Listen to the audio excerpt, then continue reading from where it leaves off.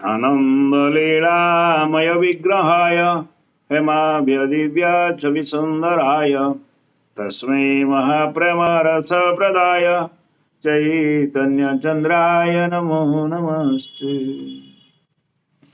ତାହେଲେ ସନ୍ନ୍ୟାସୀ ଜଣକ କଥାକଥିତ ସନ୍ନ୍ୟାସୀ ଜଣକ ଖୁସିରେ ଆନନ୍ଦରେ ଦି ଭାଇଙ୍କୁ ଦେଖି ପ୍ରଣାମ କରୁଥିବାର ଦେଖି ଦେଖିଲେ ଇଏ ଦି ଜଣ ବ୍ରାହ୍ମଣ କୁଳରେ ଜନ୍ମ, ସୁନ୍ଦର ରୂପ, ସୁନ୍ଦର ଶରୀରକୁ ଦର୍ଶନ କରି ତାଙ୍କୁ ଆଶୀର୍ବାଦ କରୁଛନ୍ତି। ସନ୍ତୋଷେ ସନ୍ନ୍ୟାସୀ କରେ ବହୁ ଆଶୀର୍ବାଦ, ଧନ ବଂଶ ସୁବିବାହ ହଉ ଦିବ୍ୟ ଲାଭ। ତେଣୁ ସେ କଥାକଥିତ ସନ୍ନ୍ୟାସୀ ଜଣକ ଆଶୀର୍ବାଦ କରୁଛନ୍ତି, ଧନ ଧାନ୍ୟରେ ଅଭାବ ନ ରହୁ,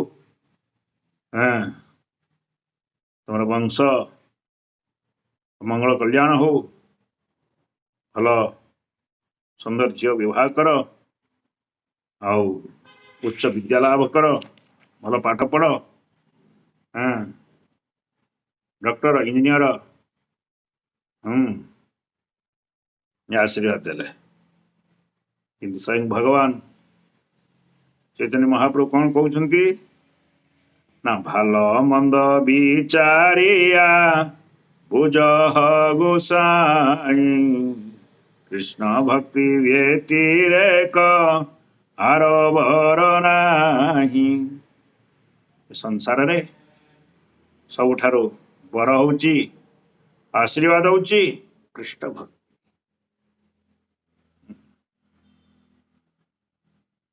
ଭକ୍ତି ବିନା ଏ ସଂସାର କିଛୁ ନାହିଁ। ଭକ୍ତି କୃଷ୍ଣମସ୍ତି ଅସ୍ତୁ, କୃଷ୍ଣ ଭକ୍ତି ଅସ୍ତୁ ହେଉଛି ସବୁଠାରୁ ଉତ୍ତମ ବର, ଉତ୍ତମ ଆଶୀର୍ବାଦ। ଆଠାରୁ ସବୁ ଆଉ ଉତ୍ତମ ବର ଆଶୀର୍ବାଦ କିଛି ନାହିଁ ଦୁନିଆରେ। ତେଣୁ ଚୈତନ୍ୟ ମହାପ୍ରଭୁଙ୍କର ଇଚ୍ଛା କଣ, କଥାକଥିତ ସନ୍ନ୍ୟାସୀଙ୍କୁ କିଛି ଶିକ୍ଷା ଦେବା ଦରକାର। ଏ ଭୌତିକ ଆହାର ନିଦ୍ରା ଭୟ ମୈଥୁନରେ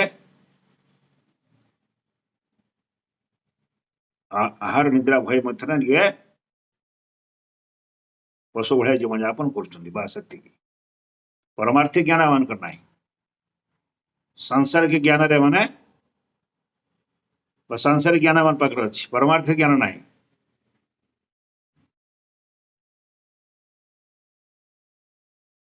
ସେଥିପାଇଁ ଯେତେବେଳେ କଥା କହିଛନ୍ତି, ଚୈତନ୍ୟ ମହାପ୍ରଭୁ ଶିଖାଇବାକୁ ଚାହୁଁଛନ୍ତି କି, ଦେଖ ଚୈତନ୍ୟ ମହାପ୍ରଭୁ ଭାବୁଛନ୍ତି ଯାହା ହଉ ଏମାନଙ୍କୁ କେମିତି ଏ ସନ୍ନ୍ୟାସୀଟା ଉଦ୍ଧାର ହଉ, ସନ୍ନ୍ୟାସୀ ପ୍ରକୃତରେ ଜାଣ ପ୍ରକୃତରେ ଭକ୍ତିଟା କଣ, ପ୍ରକୃତରେ ଆଧ୍ୟାତ୍ମିକ ଜ୍ଞାନ କଣ, ପରମାର୍ଥିକ ବିଷୟ କଣ ଗୋଟେ ଜାଣୁ ଟିକେ। ସେଥିପାଇଁ ସନ୍ନ୍ୟାସୀର ଲକ୍ଷ୍ୟ ଶିକ୍ଷା ଗୁରୁ ଭଗବାନ, ଭକ୍ତି ଯୁଗ କହେ ବେଦ କରିଆ ପ୍ରମାଣ। ତେଣୁ ଗୀତା ଭାଗବତ ପ୍ରାମାଣିକ ଶାସ୍ତ୍ରରୁ ଆଧାର କରି ଶିକ୍ଷା ପ୍ରଦାନ କରୁଛନ୍ତି ଆଜି ଚୈତନ୍ୟ ମହାପ୍ରଭୁ ସନ୍ନ୍ୟାସୀ, ବାମାଚାରୀ ସନ୍ନ୍ୟାସୀ ଶିକ୍ଷା ପ୍ରଦାନ କରୁଛନ୍ତି। ଆମେ କାଲି ଶୁଣିଥିଲୁ, ସେତେବେଳେ ରାଗି ହେଇଛନ୍ତି କିଏ ନା, ସନ୍ନ୍ୟାସୀ ଠାକୁର ରାଗି ହେଇଛନ୍ତି, ବାମାଚାରୀ ସନ୍ନ୍ୟାସୀ ରାଗି ହେଇଛନ୍ତି। କଣ ହେଲା, କ୍ଷୀର ପିଲା, କ୍ଷୀର ଖାଉଛି, କ୍ଷୀର ଖିଆ ପିଲା କ୍ଷୀର ଛାଡି ନାହାନ୍ତି, ଏତେ ଉଦଣ୍ଡ ମୋର ଆଶୀର୍ବାଦକୁ, ମୋର କଣ बर को एमाने प्रत्याख्यान कर दौरान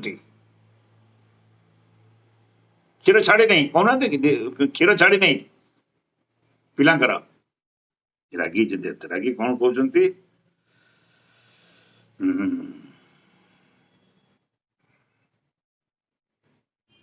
जाक हे चैतन्य चंद्र ताहा सत्य होए पर निंदे पापी जीव ताहा नाहिनी। चैतन्य महाप्रभु जहाँ कहते परम सत्य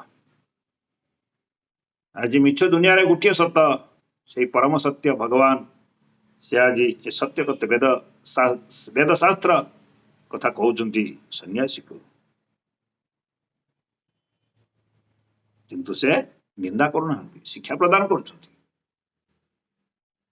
हसई सन्यासी शुणी प्रभुंक वचन ए बुझी पागल दीज मंत्रेर कारण।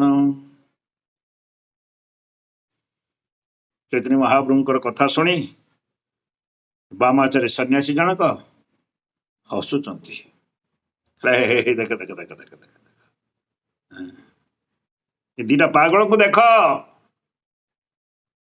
ये मंत्र हरे कृष्ण करी करी मैंने पागल होती बुद्धि शुद्धि सब हजि असली बुद्धि असली ज्ञान हजि एमानकर मंत्र करी करी करी आजिकल सब कहना लोक असुर लोक सब राक्षस लोक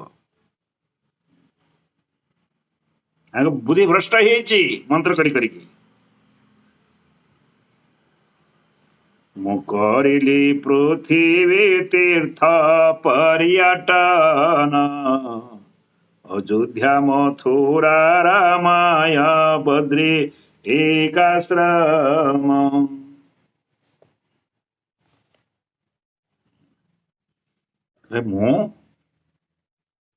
मु पंडित सेटिक नुहे सारा पृथ्वी तीर्थयात्रा करके आसची तीर्थी कुर्बान्ति तीर्थ कोटि कोटि न जाए मुझे तीर्थ करने को साधारण लोक अहंकार रुहे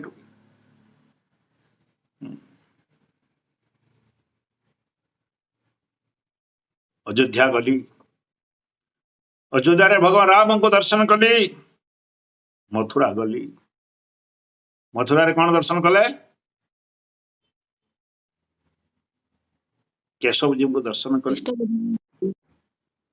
मथुरा रे केशव को दर्शन कली बद्रिका समय बद्रिका ना बद्री नारायण को दर्शन कली गुजरात रे द्वारकानाथ द्वारकाधीश दर्शन कली डाकुर रणछोड़ राय को दर्शन कली श्रीनाथ जी दर्शन कली सोमनाथ दर्शन कली काशी गली काशी विश्वनाथ दर्शन कली बिंदु माधव दर्शन कली गया गली विष्णुपाद दर्शन कली विजयनगरी विजय गलु कोठी विजयनगर कोठी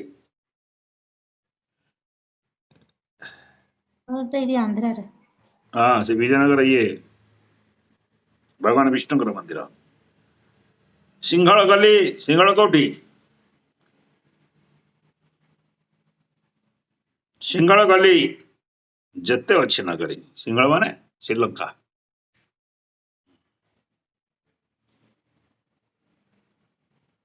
सबआड़े गली मु जानिली भल मंद हुए किपरि दुग्धधारी बालक आजी मोरे से शिखाई मु दुनिया आड़े सारा पृथ्वी रे तीर्थयात्रा करी लोक शिक्षा प्रदान करी शिक्षा ग्रहण करके आसुची ये बालक दीटा क्षीर क्षीर छाड़ ना माँ पाखर ये मत बुद्धि शिखुं ये मत पाठ पढ़ाऊँ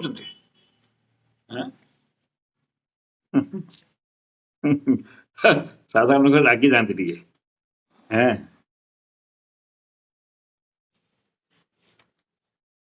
अल्प विद्या भयंकर ना टिके जदि जार देख ज्ञान अल्प थी बेसी द्वेष बेसी राग हाँ अल्प विद्या भयंकर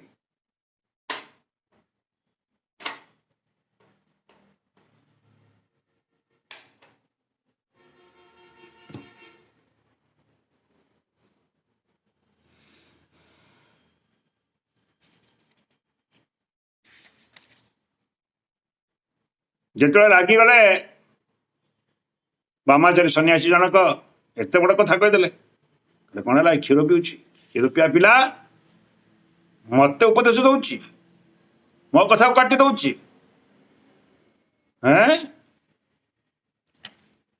जो रागिगले नित्यानंद प्रभु टी नरम हो गले बाहर सन्यासी ना कौन करदे के तो ठीक ना नहीं नित्यानंद प्रभु हसी हसी कहते आज्ञा आज्ञा आज्ञा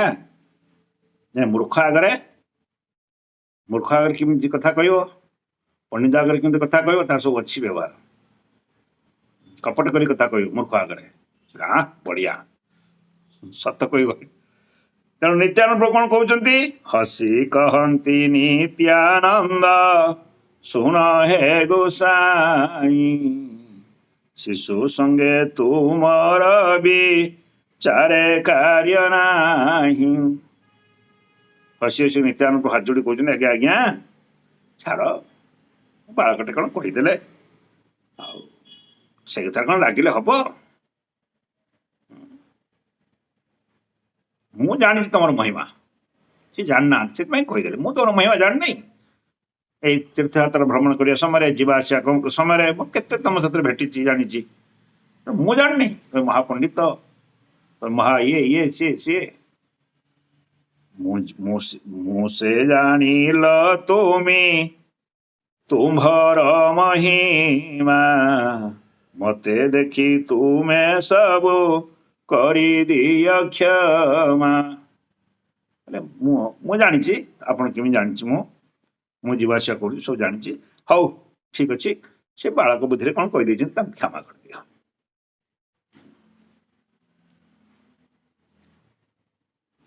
निज प्रशंसा शुणिमे सन्यासी संतोष भिक्षा करिबा लागिबो लंती हर से नित्यानंद प्रभु पर खुशी गले वाह हाँ तू गोटा बुद्धिमान पिलाटा आउ तार गुणगान करदेला सन्यासी महिमा गुणगान तो भल एमती सेमती नित्यानंद पर खुशी गले कहले जा हौ तू भल पिलाटा सोना पिलाटा आउ कौट क्या नहीं आसु साथी तू बुद्धि सुद्धि किसी ना हौ छाड़ छाड़ जहाँ तो है ये हाथ बात धोई पक कौन टे भोजन करदब आम घरे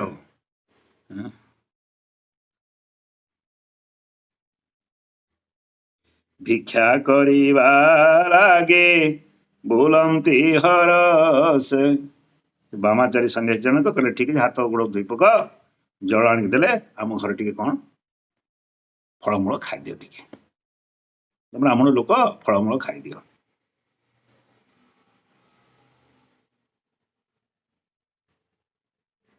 नित्यानंद कहे कार्य गौरवे चलिबू किछि दियो स्नान करे पथरे खाइबू नित्यानंद प्रभु कहले आज्ञा आम टे दूर जीवु आमको पत्र दे दिंतु बांधिकी आम बाटर खाईदू बाटर स्नान फान कर गंगारे स्नान फान कर खाई पी जीव दे दिंतु बांधिकी दे दिंतु आम सब कहून कि बांधिकी दे दिया आम पर खाई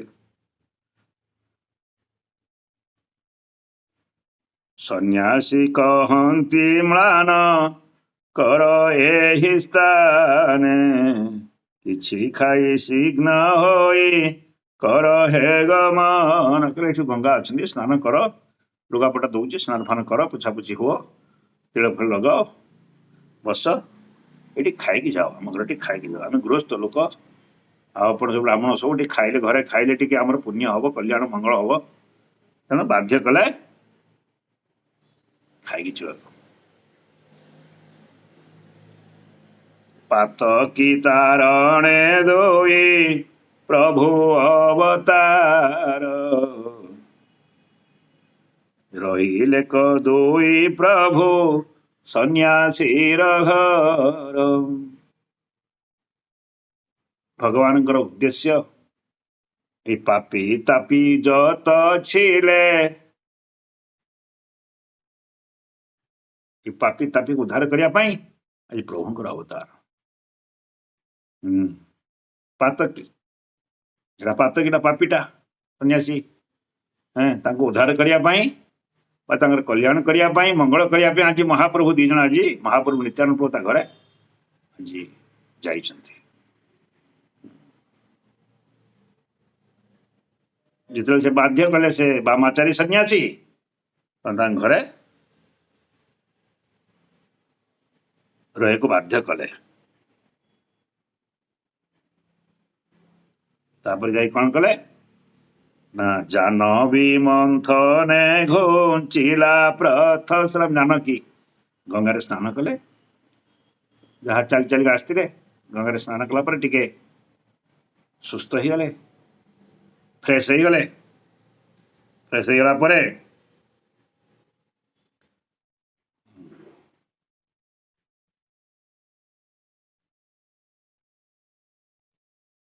ଫଳାହାର କରିବାକୁ ବସିଲେ ଦୁଇ ଜଣ। ଦି ଜଣ ଯାକ ନିତ୍ୟାନନ୍ଦ ପ୍ରଭୁ, ଚୈତନ୍ୟ ମହାପ୍ରଭୁ ବସିଲେ ଫଳାହାର କରିବାକୁ। ଦୁଗ୍ଧ ଆମ୍ର ପଣସାଦି କରି କୃଷ୍ଣ ସାତ, ଶେଷେ ଖାନ୍ତି ଦୁଇ ପ୍ରଭୁ ସନ୍ନ୍ୟାସୀ ସାକ୍ଷାତ। ଗାଈ କ୍ଷୀର, ଆମ୍ବ, ପଣସ, ବିଭିନ୍ନ ପ୍ରକାର ଫଳମୂଳ, ମହାପ୍ରଭୁଙ୍କୁ ଦୁଇ ସନ୍ନ୍ୟାସୀ, ନିତ୍ୟାନନ୍ଦ ପ୍ରଭୁ ସନ୍ନ୍ୟାସୀ, ଦୁଇ ସନ୍ନ୍ୟାସୀଙ୍କୁ ଖାଇବାକୁ ଦେଲେ। ଶେଷେ ଖାନ୍ତି ଦୁଇ ପ୍ରଭୁ ସନ୍ନ୍ୟାସୀ ସାକ୍ଷାତ, ସନ୍ନ୍ୟାସୀ ଦି ଜଣ ଆଜି ଭୋଜନ କରୁଛନ୍ତି। କୃଷ୍ଣ ବଳରାମ ଆଜି ଭୋଜନ କରୁଛନ୍ତି ପାପୀ ତାପୀକୁ ଉଦ୍ଧାର କରିବା ପାଇଁ। ସେଥିପାଇଁ ପ୍ରଚାର କରୁଥିବା ସମୟରେ କୋଉଠି କୋଉଠି ମଧ୍ୟ ଅଭକ୍ତଙ୍କ ଘରେ ମଧ୍ୟ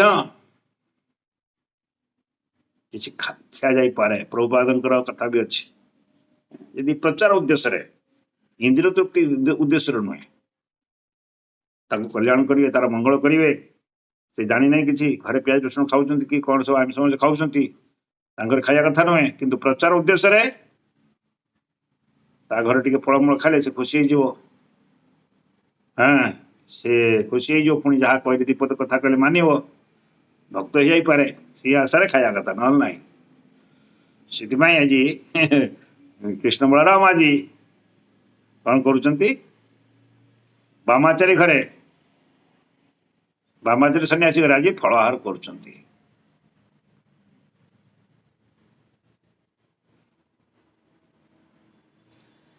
ବାମାପନ୍ଥୀ ସନ୍ନ୍ୟାସୀ ମଦିରା ପାନ କରେ, ନିତ୍ୟାନନ୍ଦ ପ୍ରତି ତାହା କହେ ଠାରେ ଠୁରେ। କ'ଣ ହେଲା?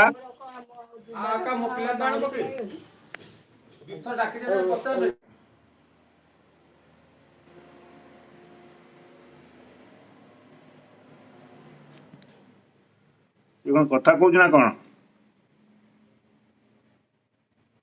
ସଦାବେଳେ ବନ୍ଦ କରିଛ, କିଏ ଡିଷ୍ଟର୍ବ କରୁଛି।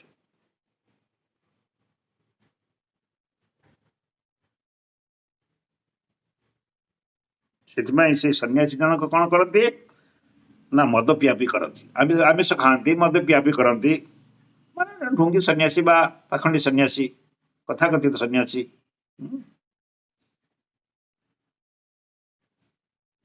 ସେହି ସନ୍ନ୍ୟାସୀ ମଦିରା ପାନ କରେ, ଆଣିକି ମଦିରା ବୋତଲ ରଖିଛି ଆଣିକି ଘରେ, ପିଏ ନା, ସବୁ ପିଅନ୍ତି, ଘରେ ରଖିଛି।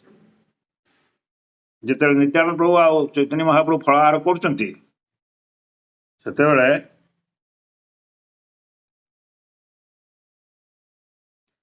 ଇଏ ଜାଣିଛନ୍ତି, ନିତ୍ୟାନନ୍ଦ ପ୍ରଭୁ ଜାଣିଛନ୍ତି ଏ ଖାଇବା ସମୟରେ ଠରାଠରି ହଉଛନ୍ତି।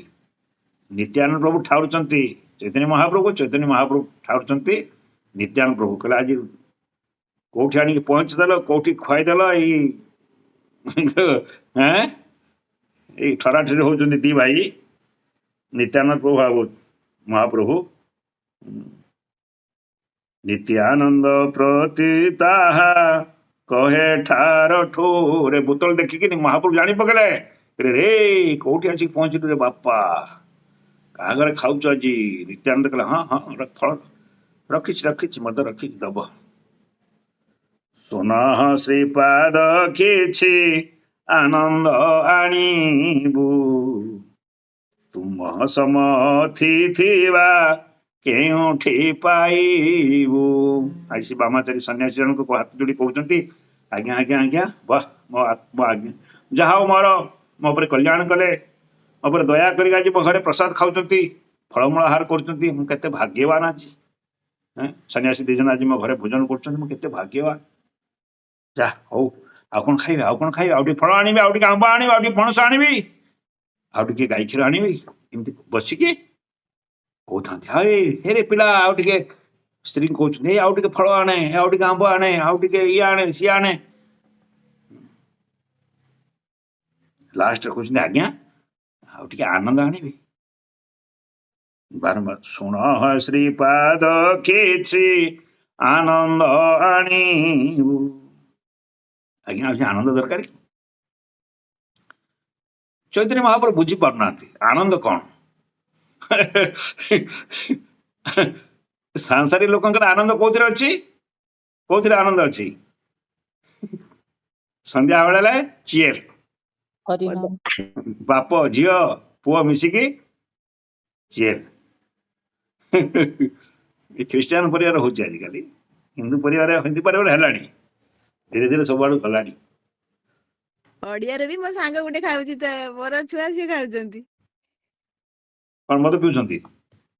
ଆଜ୍ଞା ଏଇ ଯୋଉ ଆମର ସେ ଯୋଉ ନୂଆପଡା ଆମ ଗାଁ ପାଖରେ ନୁହେଁ କି, ସେ ଅଧେଇ ସାରଙ୍କ ଝିଅ, ତାଙ୍କ ସେ ଆର୍ମିରେ ଥିଲେ ନା ଏୟାରଫୋର୍ସ, ତାଙ୍କ 3 ଜଣ ପିଅନ୍ତି ମଦ ଦେଇକି ଛାଡେ ଏଇ ଯୋଉ ଇଏର ଫେସବୁକ ର। ଆଜିକାଲି ହେଲାଣି, ଛାଡ କଣ ଦେଖିବା ଘଟଣା କଣ ହଉଛି। ତେଣୁ ବାରମ୍ବାର ସେ ସନ୍ନ୍ୟାସୀ ଜଣକ ନିତ୍ୟାନନ୍ଦ ପ୍ରଭୁଙ୍କୁ ଆଉ ଚୈତନ୍ୟ ମହାପ୍ରଭୁଙ୍କୁ କହୁଛନ୍ତି, ଆଜ୍ଞା ଆନନ୍ଦ ଆଣିବୁ, ଆନନ୍ଦ ଆଣିବୁ, ତୁମ ସମତି ଥିବା କେଉଁଠି ପାଇବୁ। ଆପଣ ଭଳିଆ ଜଣେ ଅତିଥି ଆଉ କୋଉଠି ପାଇବୁ? ଦେଶା ଦେଶାନ୍ତର ଫେରି ନିତ୍ୟାନନ୍ଦ ଜାଣେ, ମଦ୍ୟପ ସନ୍ନ୍ୟାସୀ ସେହି ଜାଣିଲେ କମନେ। ନିତ୍ୟାନନ୍ଦ ପ୍ରଭୁ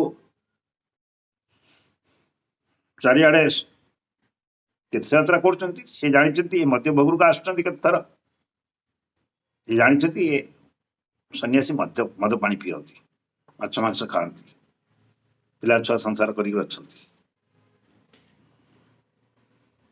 ତେଣୁ ଚୈତନ୍ୟ ମହାପ୍ରଭୁ ଜାଣିପାରୁନାହାନ୍ତି ଆନନ୍ଦ କଣ।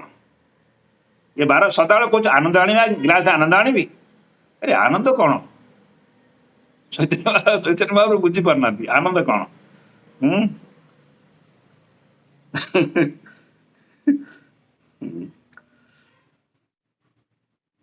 ଆନନ୍ଦ ଆଣିବି ନ୍ୟାସୀ ବୁଲେ ବାରମ୍ବାର। ଶ୍ରଦ୍ଧାରେ ପ୍ରୀତିରେ ଫଳ ଆଣ, ପଣସ ଆଣ, କୋଳି ଆଣ, ସବୁ ଦଉଛନ୍ତି। ଆଜ୍ଞା ଆନନ୍ଦ ଦେବି, ଆଜ୍ଞା ଆନନ୍ଦ ଦେବି, ଗୋଟେ ଗ୍ଲାସ ଆନନ୍ଦ ଦେବି। ଚୈତନ୍ୟ ବାବୁ କିଛି ବୁଝିପାରୁନାହାନ୍ତି ଆନନ୍ଦ କଣ। ନିତ୍ୟାନନ୍ଦ ପ୍ରଭୁ ବୁଝି ସାରିଲେଣି।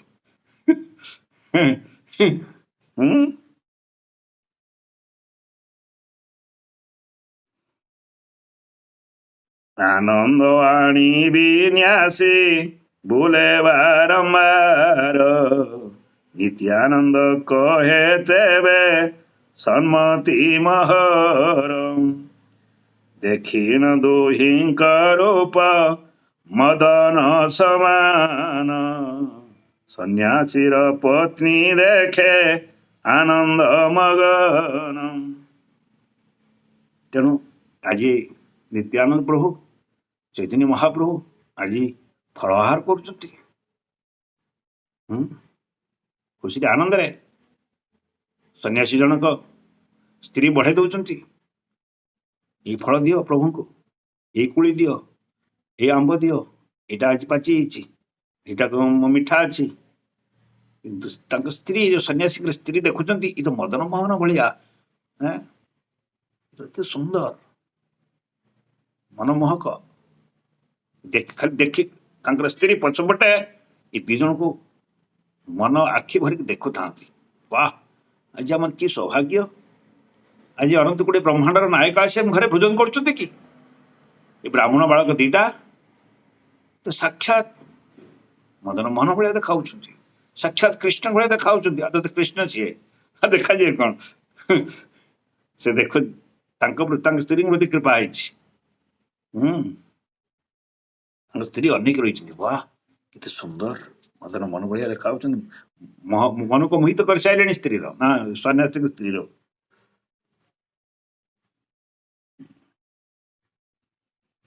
ଦେଖିଣ ଦୋହିଙ୍କ ରୂପ ମଦନ ସମାନ, ସନ୍ନ୍ୟାସୀର ପତ୍ନୀ ଦେଖେ ଆନନ୍ଦେ ମଗନ। ଆନନ୍ଦରେ ଦର୍ଶନ କରୁଥାନ୍ତି ଆଜି ତାଙ୍କର ପତ୍ନୀ।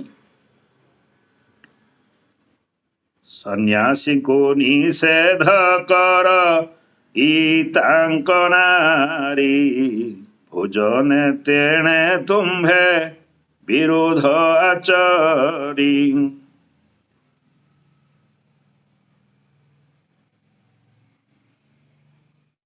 ତେଣୁ ସେ ସନ୍ନ୍ୟାସୀଙ୍କ ସ୍ତ୍ରୀ କହୁଛନ୍ତି, ଏଇ ତୁ କଣ ବସିକି କରୁଥିଲ, ଯା ଭିତରୁ ଯା। ସେ ବ୍ରାହ୍ମଣ ପିଲା ଦିଟା ଖାଉଛନ୍ତି, ତୁ ପାଖରେ ବସୁ, ତୁ ଭିତରକୁ ଯା। ସନ୍ନ୍ୟାସୀ ଗାଳି କରୁଛନ୍ତି। ଭୋଜନ ସମୟରେ ସ୍ତ୍ରୀ ଆଗ ରହିବା କଥା ନୁହେଁ, ତୁ କାହିଁ ବସଛୁ, ଯା ଛାଡ଼େ। ସନ୍ନ୍ୟାସୀ ଜଣ ତାକୁ ଗାଳି କରୁଛନ୍ତି, ସେ ସ୍ତ୍ରୀ, ଯା ସେପଟ ଭିତରକୁ ଯା।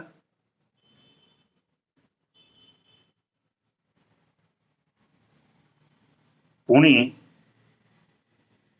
ଯେତେବେଳେ ଆନନ୍ଦ ଆନନ୍ଦ ବାରମ୍ବାର କହୁଛି, ସେ ସନ୍ନ୍ୟାସୀ ଜଣକ, ଆଜ୍ଞା ଆନନ୍ଦ ଆଣିବି, ଆଜ୍ଞା ଆନନ୍ଦ ଆଣିବି, ଆଣିକି ଆନନ୍ଦ ଦେବି। ବାରମ୍ବାର ବାରମ୍ବାର ଆନନ୍ଦ କଥା ଶୁଣି ଚୈତନ୍ୟ ମହାପ୍ରଭୁ ପଚାରୁଛନ୍ତି ନିତ୍ୟାନନ୍ଦ ପ୍ରଭୁକୁ, ହେ ନିତ୍ୟାନନ୍ଦ, ଏ ଆନନ୍ଦ କଣ? ପ୍ରଭୁ କହେ, କି ଆନନ୍ଦ ବୋଇଲ ସନ୍ନ୍ୟାସୀ। ଚୈତନ୍ୟ ମହାପ୍ରଭୁ କହୁଛନ୍ତି, ଏଇ ଆନନ୍ଦ ଆନନ୍ଦ କଣ? ସନ୍ନ୍ୟାସୀ ବାରମ୍ବାର ହଉଛି, ଜପ କରୁଛି ଆନନ୍ଦ, ଆନନ୍ଦଟା କଣ ନିତ୍ୟାନନ୍ଦ?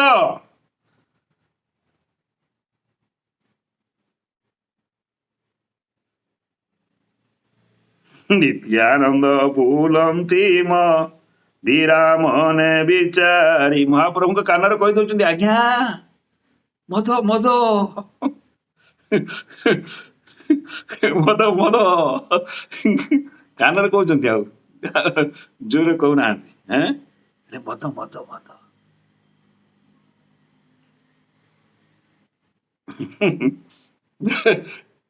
ଯେତେବେଳେ କୋଉଠି ଗୋଟେ କଥା, କୋଉଠି ଯାଇଥିଲେ,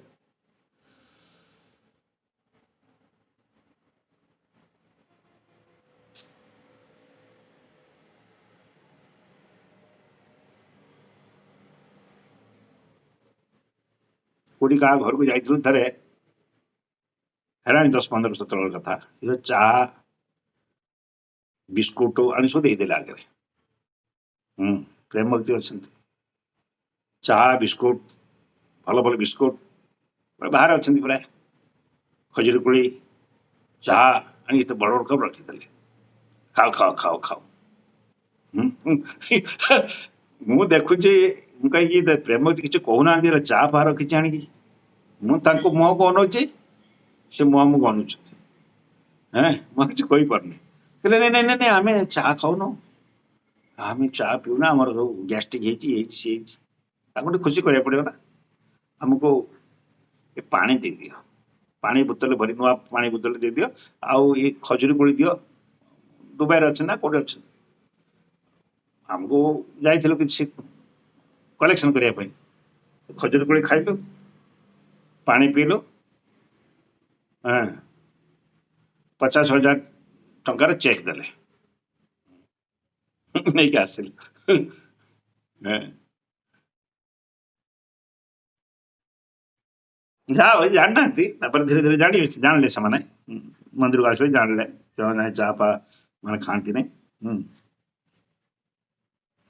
ଯାହା ହଉ ଯେତେବେଳେ ବାରମ୍ବାର ବାରମ୍ବାର ସନ୍ନ୍ୟାସୀ ଜଣ କହୁଛନ୍ତି ଆଜ୍ଞା ଆନନ୍ଦ ଆଣିବି ଆନନ୍ଦ ଆଣିବି ଆନନ୍ଦ ଆଣିବି ଆନନ୍ଦ ଆଣିବି ଆନନ୍ଦ ଆଣିବି ବାରମ୍ବାର କହୁଛନ୍ତି ସେତେବେଳେ ଚୈତନ୍ୟ ମହାପ୍ରଭୁ ପଚାରୁଛନ୍ତି ନିତ୍ୟାନନ୍ଦ ଏ ଆନନ୍ଦଟା କଣ ଏ ଆନନ୍ଦ କଣ ଆନନ୍ଦ କଣ ନିତ୍ୟାନନ୍ଦ ପ୍ରଭୁ କାନ ପାଖରେ କହୁଛନ୍ତି ଆଜ୍ଞା ମଦ ମଦ ମଦ ଯେମିତି ଶୁଣିଛନ୍ତି ମଦ କଥା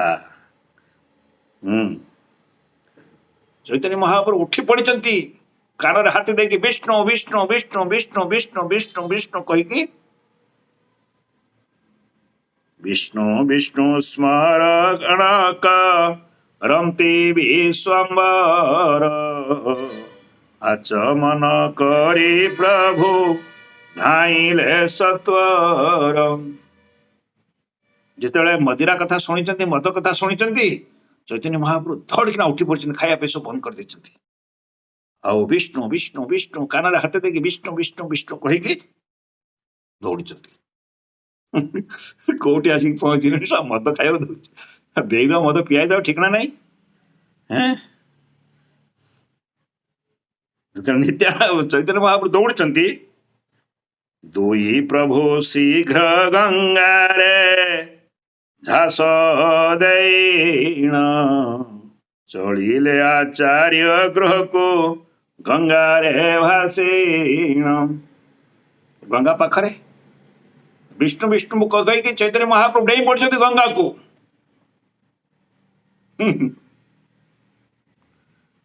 ନିତ୍ୟାନନ୍ଦ ପ୍ରଭୁ ମଧ୍ୟ ଡେଇଁ ପଡିଲେ ଗଙ୍ଗାକୁ ଦି ଭାଇ ଯାକ ପହଁରି ପହଁରିକି ଯାଇକି ଏ ପାଖରେ ହଉଛନ୍ତି ସେ ଲଳିତପୁର ସେ ପାଖରେ ହଉଛନ୍ତି ଶାନ୍ତିପୁର ମଝିରେ ଗଙ୍ଗା ଗଙ୍ଗା ମାତାଙ୍କ ନଦୀ ପହଁରି ପହଁରି ପହଁରି ପହଁରି ପହଞ୍ଚିଗଲେ ଶାନ୍ତିପୁର ଅଦ୍ୱୈତାଚାର୍ଯ୍ୟ ଗାଁରେ ପହଞ୍ଚିଗଲେ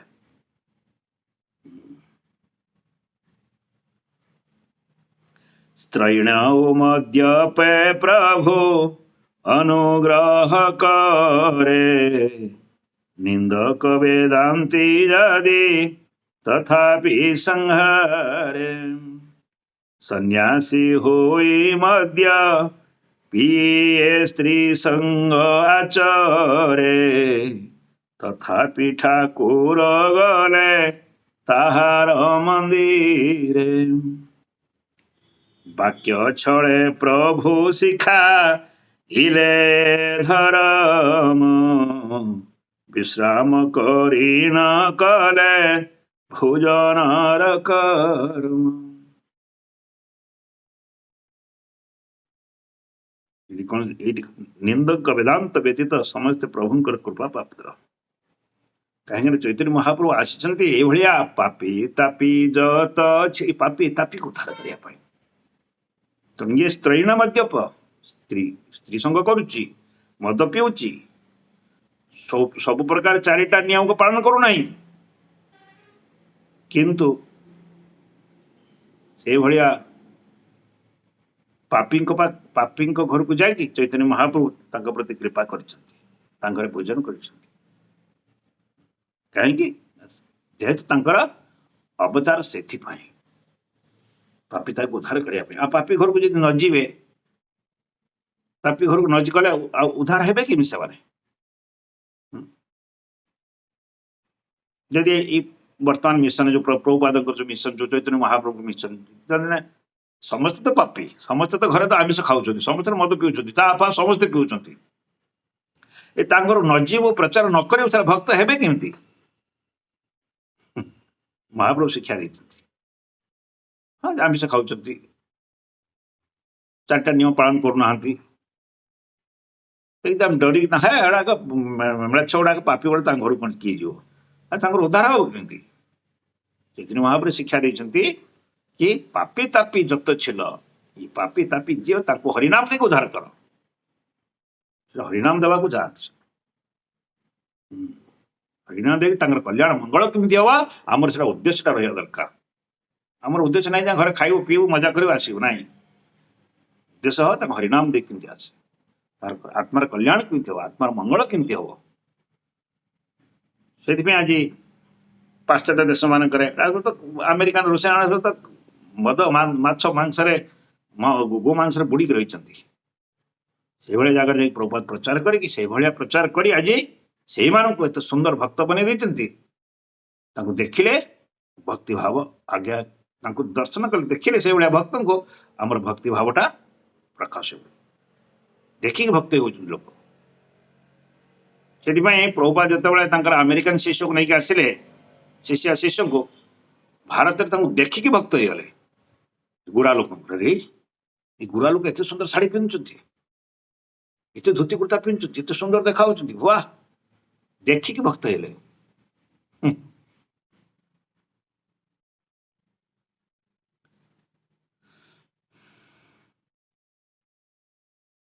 सन्यासी होई मध्य पिए स्त्री संग आचरे तथापि ठाकुर गले ताहार मंदिर से भाई पापी लोक ठाकुर गले वाक्य छले प्रभु शिखाय धर्म धर्म निज आचरण करके शिखौंट कि आम पापी तापी जत छे घर को जाई हरिनाम दो भक्ति शिक्षा पड़ो हरिनाम देवा पड़ो तबे तार उद्धार कल्याण मंगल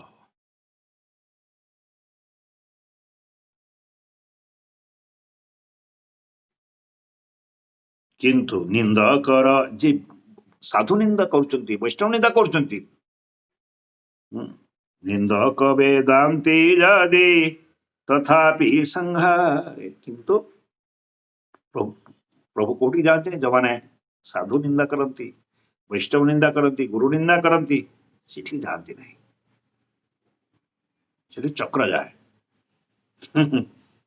भगवान जीवन भगवान को चक्र जीव से साधु निंदा साधु गुरु वैष्णव को निंदा करें केत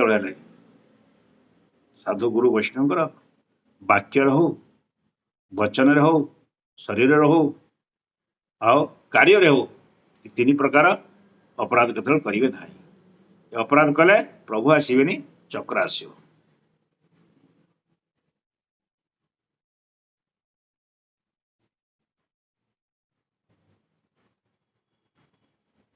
तापर चैतन्य महाप्रभु कौन कले स्नान फान कर आउ थे नहेले भल एही जन्मे देव पर जन्मे सर्वे निंदक को भल नाही पांति मर्मे चैतन्य महाप्रभु पर निंदा पर चर्चा बा ईशु करुथिया व्यक्ति साधु गुरु वैष्णव निंदा करुथिया व्यक्ति कौन करती ना तांको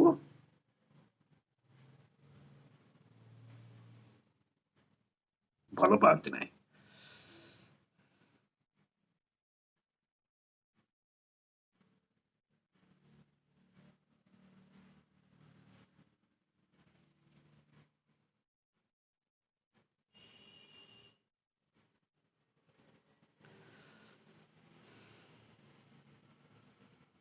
साक्षी देखा जाए देखा नहीं पाए जेते अभक्त सन्यासी तार साक्षी जेते क सन्यासी काशीवासी सन्यासी रे काशी रे जो सन्यासी अच्छी उदाहरण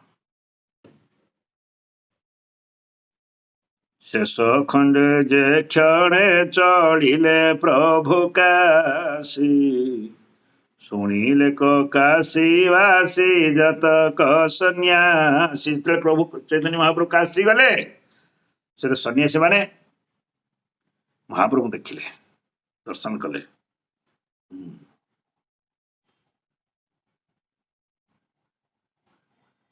शुणिन आनंद पाइले ସନ୍ନ୍ୟାସୀଙ୍କ ଗଣ ଦେଖିବୁ ଚୈତନ୍ୟ ବଳ ଶୁଣି ମହାଜନ। ଯେତେବେଳେ କାଶୀରେ ପହଞ୍ଚିଲେ ଚୈତନ୍ୟ ମହାପ୍ରଭୁ, କାଶୀବାସୀ ଦେଖିଲେ, ଓ ଚୈତନ୍ୟ ମହାପ୍ରଭୁ ଆମେ ଶୁଣିଛୁ, ବଡ ଲୋକ ସିଏ, ହରିନାମ ପ୍ରଚାର କରୁଛନ୍ତି, ଦେଖିବାକୁ ସବୁ ଲୋକ ଆସିଲେ। କୋଉମାନେ ଦେଖିବାକୁ ଆସିଲେ? ସବୁ ବେଦାନ୍ତୀ।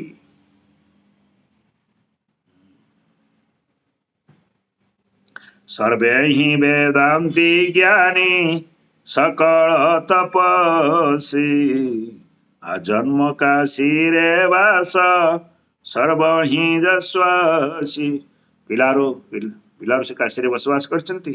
ସବୁ ପଣ୍ଡିତ, ବେଦ ଚାରି ବେଦକୁ ଅଧ୍ୟୟନ କରିଛନ୍ତି, ବେଦାନ୍ତୀ, ତପସ୍ୱୀ। ସକାଳୁ ଉଠିବେ, ବ୍ରହ୍ମ ମୁହୂର୍ତ୍ତରେ ଗାଧେଇବେ, ସ୍ନାନ କରିବେ, ବେଦ ପଢିବେ, ମନ୍ତ୍ର ଉଚ୍ଚାରଣ କରିବେ, ସବୁ ଯଶସ୍ୱୀ, ସମସ୍ତ ଖ୍ୟାତି, ସେମାନଙ୍କର ଖ୍ୟାତି, ସେମାନେ ଯଶ ଚାରିଆଡେ ସାରା ବିଶ୍ୱରେ ଲୋକ ଜାଣିଛନ୍ତି।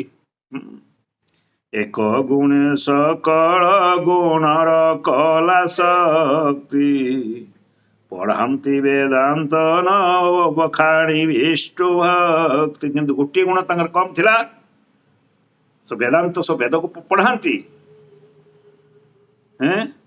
ଚତୁର୍ବେଦ, ଦ୍ୱିବେଦୀ, ତ୍ରିବେଦୀ, ଚତୁର୍ବେଦୀ ସବୁ ବେଦ ପଢାନ୍ତି, କିନ୍ତୁ ବେଦାନ୍ତର ଯୋଉ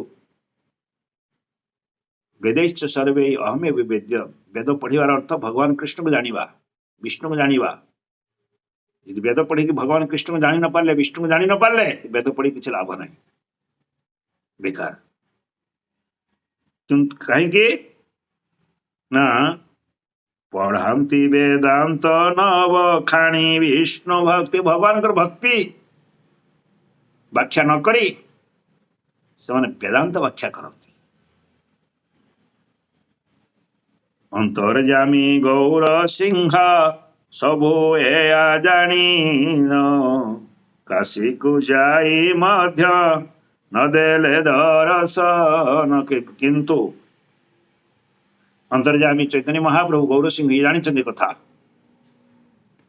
କାଶୀକୁ ଯାଇ ସେ ଆଉ କାହା ସମ୍ମୁଖକୁ ନ ଆସି ଗୁପ୍ତରେ ରହିଲେ।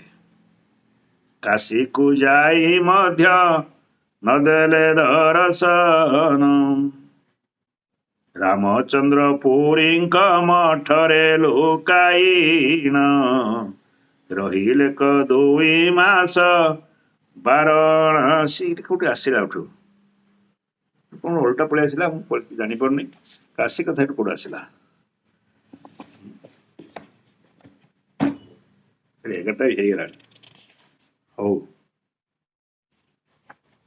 ତାହେଲେ କଣ ହେଇଛି କାଲି ଦେଖିବି କଣ ପାଇଁ ଏଠି ଏପଟ ସେପଟ ହଉଛି ଟିକେ। ତାହେଲେ ଚୈତନ୍ୟ ମହାପ୍ରଭୁ ସେଉଠୁ କଣ କଲେ ନା ଲଳିତପୁରରୁ ବାମା ଚାରି ସନ୍ନ୍ୟାସୀଙ୍କ ଘରୁ ଫଳମୂଳ ଖାଇ, ଆନନ୍ଦ କଥା ଶୁଣି, ମଦ କଥା ଶୁଣି, ଦାରୁ କଥା ଶୁଣି ସେ ଗଙ୍ଗାକୁ ଡିଆ ମାରିକି ପହଁରି ପଳେଇଛନ୍ତି ଶାନ୍ତିପୁରରେ ପହଞ୍ଚିଛନ୍ତି ଅଯୋଧ୍ୟାଚାର୍ଯ୍ୟ ଘରେ। ତାପରେ ଆମେ କାଲି ଶୁଣିବା ଶାନ୍ତିପୁରରେ ପହଞ୍ଚି ସେଠି ଅଯୋଧ୍ୟାଚାର୍ଯ୍ୟ ଘରେ କଣ ହେଲା।